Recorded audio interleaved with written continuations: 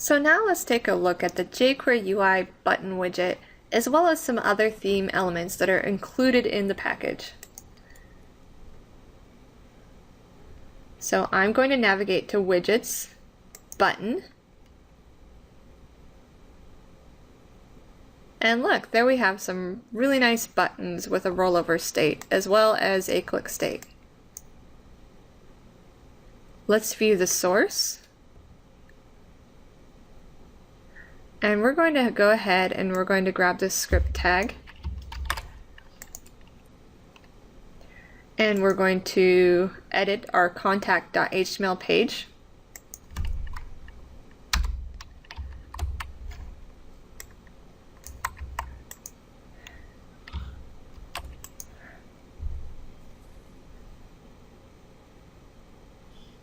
So this is going to do something that I don't like, and that is it applies the button globally to every anchor tag, everything that has button on it, as well as just input type submit. So if you have an input type that's just a button, it's not going to apply to it unless it's a submit button. So we are going to change this instead to a class called button. We use a class because a class, as you know, can be used multiple times in an HTML document, whereas if we use an ID, we're going to have to list it out here several times for every single element we want it to apply to. So for this, we are just going to put a button class on every button in the site that we want to use this on.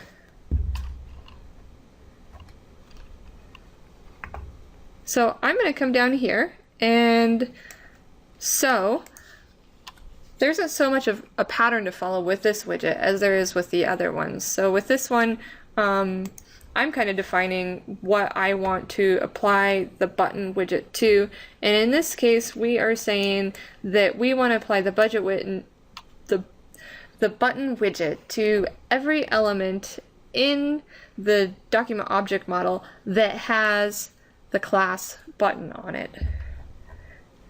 So I'm going to go down to my submit tag here and add a class of button. I'm going to save that, and let's take a look. And there I have a nice button with a rollover state. So let's take a look at our other options here.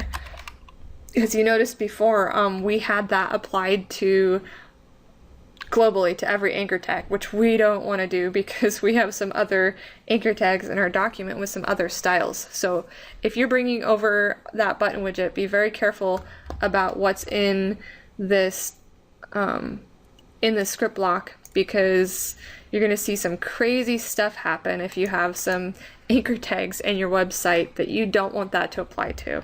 But I am going to make an anchor tag that I do want it to apply to. And it's not going to go anywhere, really. And we are going to give it a class of button. And we're just going to say, click here. So let's refresh the page. And as you can see, I have a button made with an anchor tag that has the exact same look and feel to it, which is very handy if you're working with HTML and you have an anchor tag that needs to look and function like a button. So one of the coolest things that you can do with jQuery UI is utilize their set of icons that jQuery UI comes with.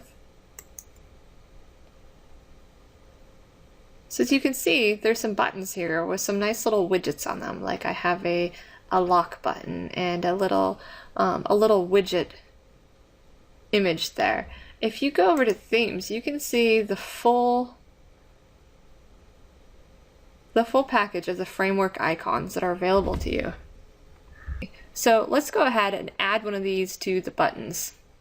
So if we go back to the demos and we go to the widgets, we can navigate to the button where we're just at, And on the right hand side here, they have another example for icons. So we're going to go to our view source link, and we're going to check this out. So this is going to be a little bit more complex.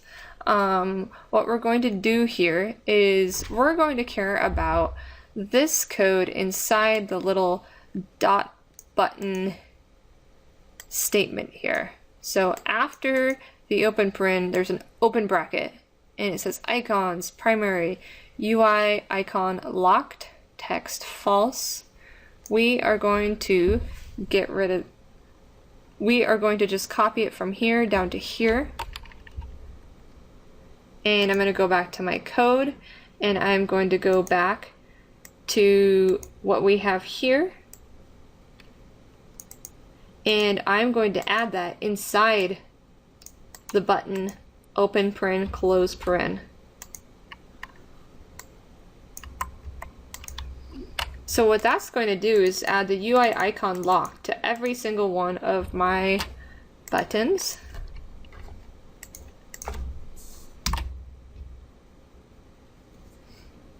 So that's cool and all, except I don't want that to happen to every single one of my buttons. I don't want it to just be a lock. So we're going to go back. So the thing that we were missing is that this text is false here, and so we need to change that to true. So I've got my button, and I'm applying the button widget to it, and there's going to be an open paren and close paren, and this is, let's make this a little bit more clear to you guys. So this is what I added in between the open paren and the close paren for the button. I'm going to format that so you can see that this is saying that we want the UI icon locked and we don't want to display text on that button. Well, that's not true. So we want to use that, and we're going to add that. And the thing to keep in mind here is you're going to notice that obviously the icon isn't showing up on this first one here. Well, this class that we're applying here under the hood doesn't work on an input. This only works for our A tags that we're using, for our anchor elements that we're applying the button class to. Another thing to keep in mind is that you have all of those available to you to use. So if you go back to the themes, jQuery UI made it really easy for you. If you hover over any of these, you can see the class name for them. So let's say that I like the heart. So you can see the class name for that is UI-icon.-heart, and they all use the same naming convention. So I'm going to go ahead and go back, and I'm going to change that to heart.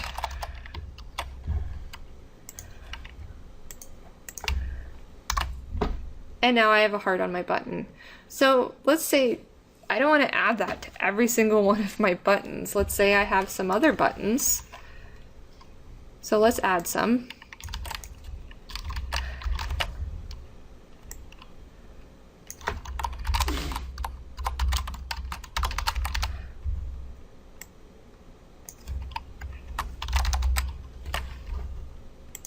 So I've added these buttons, and they all have hearts. And I don't want hearts on all of my buttons, just on the one that says click here.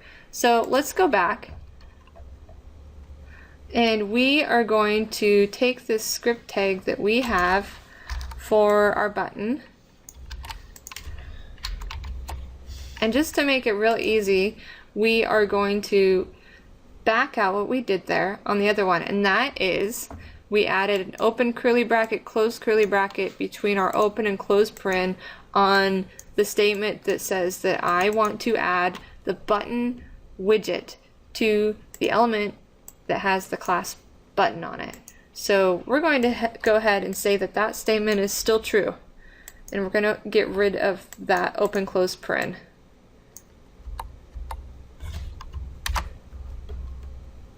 So that looks right. So that was the original button code. So now here we've added another one, and this one says heart. We want the UI icon heart and to keep the text. So we're going to go ahead and say that this is a button heart. So if we want to save that, we can go back and see that the hearts are no longer going to appear on our buttons. And then we're going to come down here and we are going to say that I wanted it on this click here button. I want the button heart. And there we go. I have my heart button.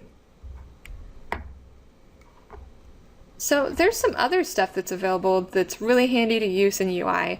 And one thing is alerting the users of an error, or maybe giving them some suggestion on something that they need to do on the UI.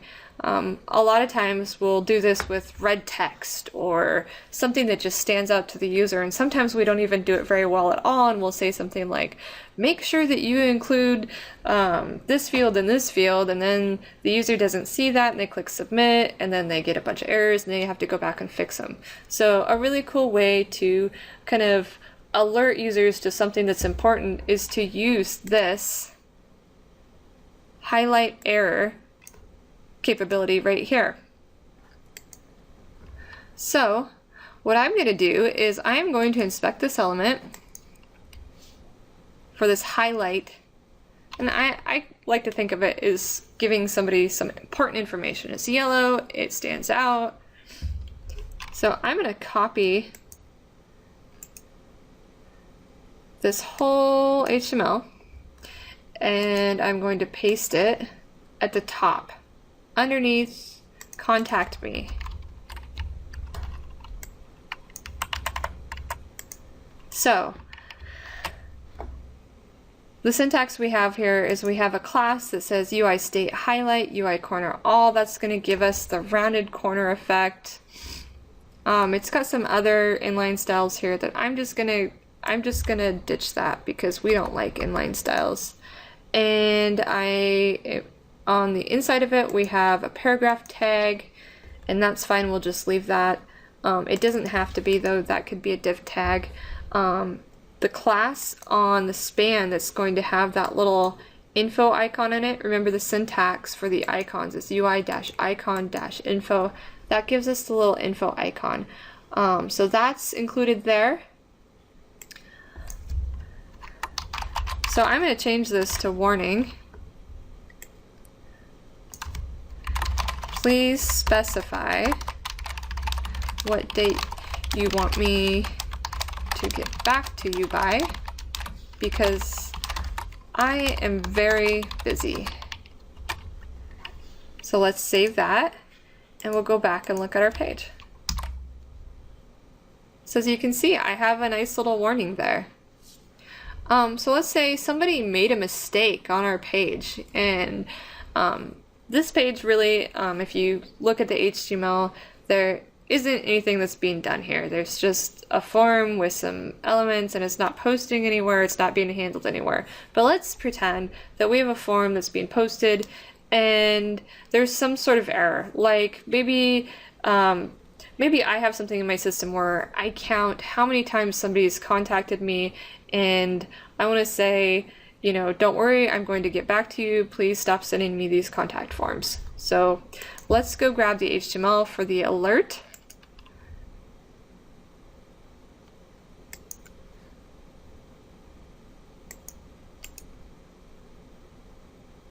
Going to copy the HTML.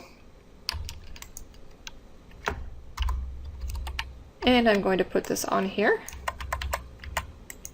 Save that. And I'm going to go ahead and get rid of that inline style off there because we don't like inline styles. You know, I kept the one on there as well, but really if I was going to go through here, I'd change this. And you know what, let's do that. I'm going to change this to a class that's going to be my alerts. I'm going to add that to the span.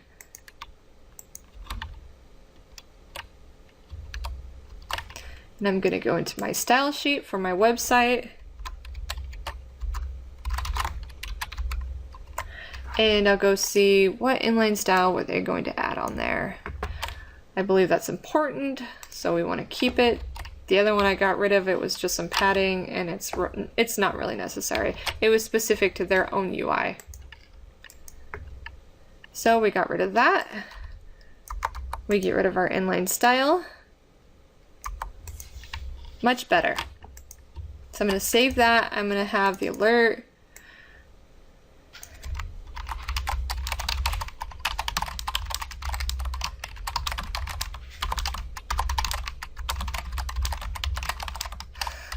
You've contacted me too many times this week. Please stop. So let's pretend somebody's tried to submit our form and they've really just started contacting us like 20 times and we've just had enough. And there we have it. If you remember those UI icons, we can also change what those are. So let's say that you don't want this to be an infographic. Let's go over here to the available icons that we have. And let's say that we want to use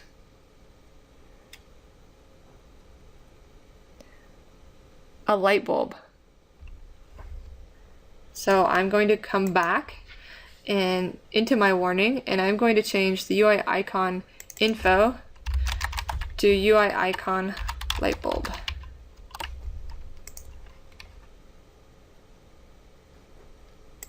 So I'm going to save that.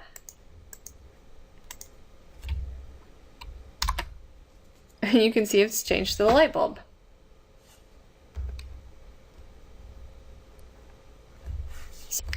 And there you have it, jQuery UI, button widget, and other theme elements.